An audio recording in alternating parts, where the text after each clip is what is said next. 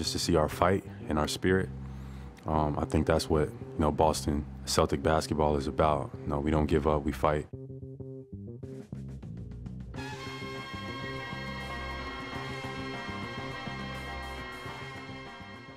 Question, are they friends? Are they cool? Do they hang out? Do they not like each other? If y'all want to hear it from me, that's my dog. Yeah. Some people they like dichotomizing it, whatever you want to call it. When I watch Jaylen Brown play, I don't think he has to prove anything to anybody, but I do think that Jaylen and Jayson have to be on the same page, that it's their team and they're responsible to make people around them better, and they're responsible to bring a championship to Boston. We got to find some consistency from night to night. Can't be one night, you play well, and then the next 2 nights you're going to kind of chill. Everybody got to come every single night ready to play. Everyone is, losing their mind at the beginning of the season because it's not going the way everyone thought it would. And we just came up short. We just came up short. Fair or not, he's sort of the Robin to Jayson Tatum's Batman, and has to figure out, how can you be the highest level of Jaylen without worrying that a lot of the attention goes to Jayson? He didn't even want to be Robin to Batman. He wanted to be Batman B to Batman A. It seems like this year Jaylen Brown kind of took almost a backseat, but not really a backseat. It's more like a 1A, 1B, at least when I take a look at Jayson Tatum and Jaylen Brown. Late in the season, he saw the way that Tatum went to another level, and it felt like he was challenged to do the same. And credit to him, because every time the Batman makes a leap, Robin wants to make that same leap as well. Jaylen drawing Oz, and another bucket. And these guys are just too good right now. They are just too much for the league. Give them credit for changing the way that they were playing. And as a result, yes, now they can play together ad infinitum. The idea that they needed to make it work, even if it was just convincing us, I think that was real. But to their credit, they've done it. Those guys feed off each other now. But just like Jaylen Brown said, he said, things will change, and then he had the foresight that this season would turn out the way that it did, and it worked out. But splitting up the Jays was definitely not the answer.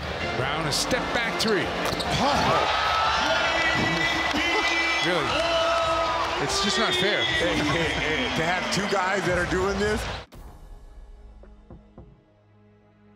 Well, the big challenge for Jaylen Brown was, we know you can score. Can you do it consistently throughout all 4 quarters? And can you make people around you better? Passing was sort of like the last frontier for him. And for much of the Celtics' success in the second half of the season, he was just a finisher. For Jaylen and his development, I think playmaking has been the key, and that is something that everyone has harped on all season long. 2 back-to-back games where the ball was moving.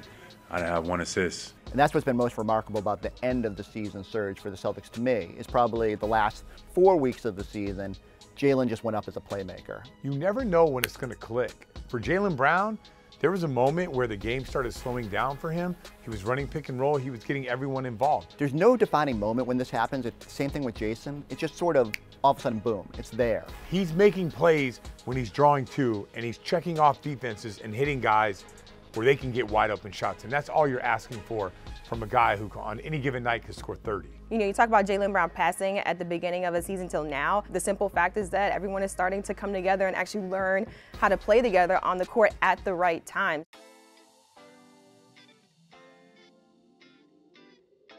So Jaylen Brown tweeting out that the energy was about to shift. At first I thought nothing about it, just typical millennial tweet about, horoscopes and everything like that. And I asked him about it a week or so later, and he said that had nothing to do with basketball. And then after they went on that huge run that they have been on, he said, oh, that was totally, everything shifted. It's because of Mercury. I am not a huge astrology guy, but I've Googled Mercury in retrograde a whole lot more than I had expected. You can't argue with the results. And around the same time, he had said the energy was about to shift. And from that point forward to pretty much the end of the season, the Celtics were #1 in offensive rating, #1 in defensive rating, #1 in net rating. I mean, they were steamrolling teams. Brown, step 2. Take that! I don't know what Jaylen knew. I will say, by the end of the year, he was saying the stars were potentially aligning. And if he knew the whole Mercury thing, who are we to argue that maybe they are?